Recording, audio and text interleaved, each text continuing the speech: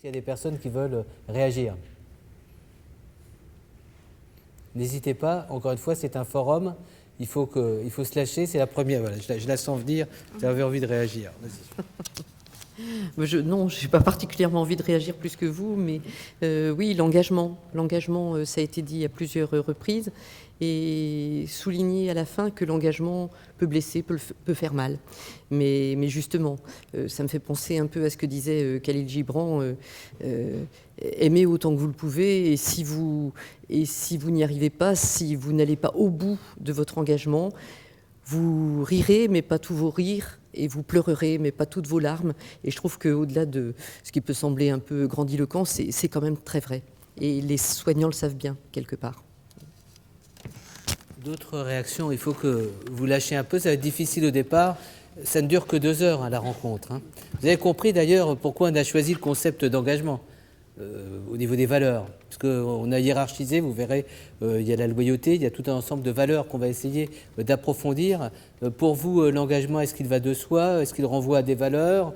Est-ce que c'est quelque chose aussi qui pose un certain nombre de problèmes au niveau de la réflexion, au niveau des dilemmes? Qui veut intervenir sur ce sujet? C'est une simple réflexion parce que moi, j'avais entendu l'engagement dans le questionnement. Qu'est-ce que ça veut dire pour un sujet de s'engager, que ce soit dans la vie professionnelle ou en tant que sujet?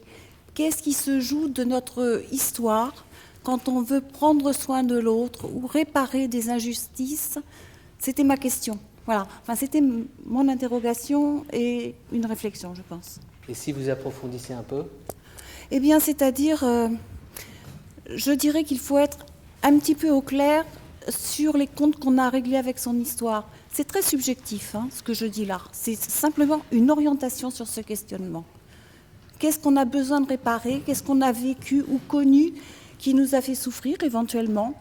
Et pourquoi on a besoin de s'engager soi-même pour ne pas que d'autres répètent ce genre d'aventure, si on peut dire? Vous verrez tout à l'heure, parce que vous aurez la petite surprise à la fin, Paul Loup qui nous fera une synthèse. Mais qu'est-ce que c'est s'engager? On sera vraiment meilleur ce soir si on a compris. Et qu'est-ce qu'on engage quand on engage? Jusqu'où on engage?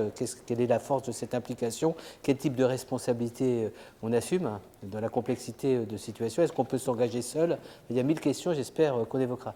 Encore quelques petites réactions spontanées? Dans le lien avec toi, c'est sur des engagements assez transverses en fait, de la neuropsychiatrie en fait, d'un côté vers la psychopathologie des patients qui ont des gros troubles du comportement pas toujours bien compris, dans des frontières en particulier nosographiques et théoriques qui font que les patients sont dans des prises en charge clivées et où la notion d'engagement pour dépasser les clivages est vraiment très importante à investir. Et puis de l'autre côté, du côté des liens entre la neuropsychiatrie et l'adaptation au travail, de la même manière, dépasser les clivages et donc s'engager à passer la barrière transverse, oui, absolument. Alors, pour réagir un petit peu à ce que Madame vient de dire, l'engagement... oui, je pense que c'est pas que réaction pour que les choses ne se répètent pas ou par rapport à son vécu personnel. C'est aussi réaction de responsabilité notamment et surtout pour moi en tant que soignant, c'est peut-être aussi réponse à une vulnérabilité ou réponse à une situation difficile. C'est aussi, voilà, pour dire que c'est pas que réaction à une situation de vécu, mais c'est aussi réponse personnelle en tant que personne responsable face à une autre personne qui appelle parce que vulnérable.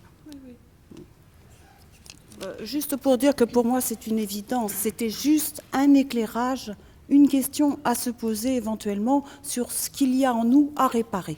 Mais ça ne veut pas dire qu'on ne puisse pas s'engager pour d'autres raisons. Mais je pense que le questionnement, jusqu'où on va dans cet engagement, dans ce besoin d'aider l'autre, renvoie à une question personnelle à la base. Mais ce n'est pas la seule raison, bien sûr. Moi, je suis soignante aussi. Et bien sûr que la première question qu'il faut travailler, c'est la question que vous soulevez, de ce qu'il faudrait réparer. Mais ensuite... c'est plutôt, moi je me situe plutôt comme madame, c'est-à-dire que en tant que soignant, je me sens soignante citoyenne et avec le devoir d'appliquer des lois. Et ce devoir d'appliquer des lois engage. Et engage jusqu'où et engage comment. Voilà. Puisque c'est pour réfléchir ensemble, ce qui me venait aussi, c'est la question de l'engagement du côté des personnes qui sont dans ces situations un peu difficiles. Dans le petit reportage, là, il y avait une personne qui évoquait notamment la question du soin de la toilette, et qu'une toilette qui est faite sans engagement de la part du soignant peut être vécue comme très violente. Et ce qui m'est venu comme ça, c'est aussi le fait que si la personne qui reçoit les soins de la soignante pour la toilette n'est pas engagée dans l'affaire non plus, je me dis que ça peut aussi être violent. Donc comment, dans cette réflexion, permettre aussi qu'il puisse y avoir en effet cette facette de l'engagement du côté du professionnel, mais aussi l'engagement du côté de la personne qui est concernée dans l'affaire. Alors ce que je propose, et on va revenir ensuite vers un débat, c'est que Céline intervienne pendant une dizaine de minutes. On lui a demandé d'être grand témoin.